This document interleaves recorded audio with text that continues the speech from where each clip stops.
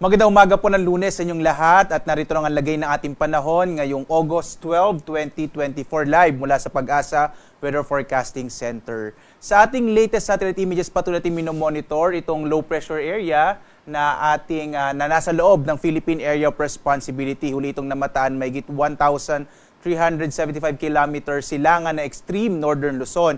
Base sa ating mga pinakahuling datos, nakikita natin na itong low pressure area na ito ay malaki yung tsansa na maging bagyo ngayong araw. Pero posible din yung senaryo na ito ay palabas na ng Philippine Area of Responsibility. So magbibigay po tayo ng update kung ito bang low pressure area na ito ay magiging bagyo sa loob ng Philippine Area of Responsibility. Ang pangalan ng susunod na bagyo na mabubuo sa loob ng Philippine Area of Responsibility or papasok ng Philippine Area of Responsibility ay letter D na po tayo, so Dindo. Itong low pressure area na ito ay wala namang direktang epekto sa anumang bahagi ng ating bansa. Hindi niya rin masyadong napapalakas ang habagat at ang southwest monsoon o yung habagat nga ay nakakaapekto partikular na sa kanlurang bahagi ng Luzon, sa Luzon at dito rin sa may bahagi ng Kabisayaan. Ngayong araw malaki yung tsansa ng maulap na kalangitan na may mga pag-ulan lalong-lalo na sa bahagi ng Ilocos Region, gayon din dito sa may western section ng Central Luzon, itong area ng Zambales at Bataan. May thunderstorm advisory tayo around 3 a.m. ngayong araw at posible yung mga pag-ulan lalong-lalo na sa may bahagi ng Central Luzon, gayon din sa ilang bahagi ng Cavite, Batangas at ilang bahagi ng Kamaynilaan. But generally, ngayong araw ay asahan pa rin natin yung mga isolated o pulupulong pag-ulan. Pagkilat pagkulog sa malaking bahagi ng ating bansa. Makikita nyo itong bahagi ng Mindanao, halos walang masyadong kaulapan, pero posible pa rin yung mga thunderstorm sa hapon hanggang sa gabi. Sa sunod na ilang mga araw, aasahan pa rin natin yung epekto ng southwest monsoon o habagat, lalong-lalo na dito sa may Ilocos Region, kaya posible medyo maulap pa rin yung kalangitan sa mga susunod na araw.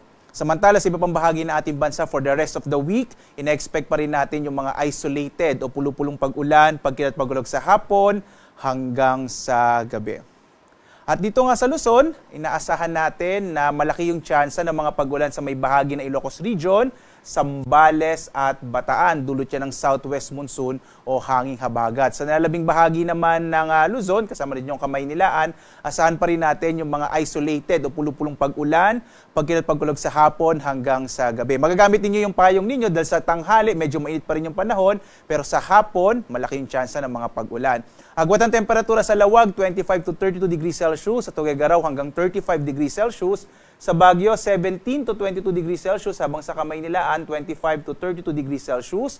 Sa Tagaytay naman, 23 to 30 degrees Celsius, habang sa Legazpi, 26 to 33 degrees Celsius. Dito naman tayo sa Palawan, Visayas at Mindanao. Dito nga sa Palawan, asahan pa rin natin ang generally fair weather at mga pag-ulan sa hapon hanggang sa gabi. Agwat ang temperatura sa Calayan Islands, 25 to 32 degrees Celsius at gayon din yung temperaturang mararanasan sa Puerto Princesa, 25 to 32 degrees Celsius. Malaking bahagi din ng Kabisayaan ay makaranas ng mga isolated o pulupulong pag-ulan, pagkidlat pagkulog, agwat ang temperatura sa Iloilo, 26 to 32 degrees Celsius. Sa Cebu, nasa 26 to 33 degrees Celsius, habang sa Tacloban, 26 to 32 degrees Celsius. At kagaya nga ng pinakita ko kanina, malaking bahagi rin ng Mindanao, wala masyadong kaulapan tayong namataan gamit ang ating mga satellite images.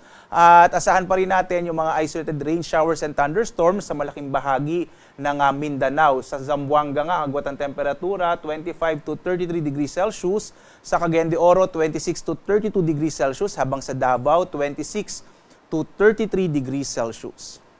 Sa ngayon naman, wala tayong nakataas na gale warning, kaya ligtas naman pumalaot ang mga sasakyang pandagat at malilit na mga bangka sa mga baybayin ng ating bansa. Mag-ingat lamang po, nasa panahon pa rin tayo ng tag-ulan, malaki yung tsansa ng mga thunderstorms na kung minsan ay nagpapalakas ng alon ng ating mga karagatan.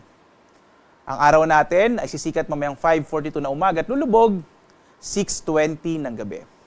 At sundan pa rin sa ating iba't ibang mga social media platforms sa X, Facebook, YouTube at sa ating website pag-asa.doc.gov.ph, lalong-lalo na para sa ating latest sa mga thunderstorm advisories, rainfall information, mga flood advisory, gayon din pag meron tayong mga heavy rainfall warning.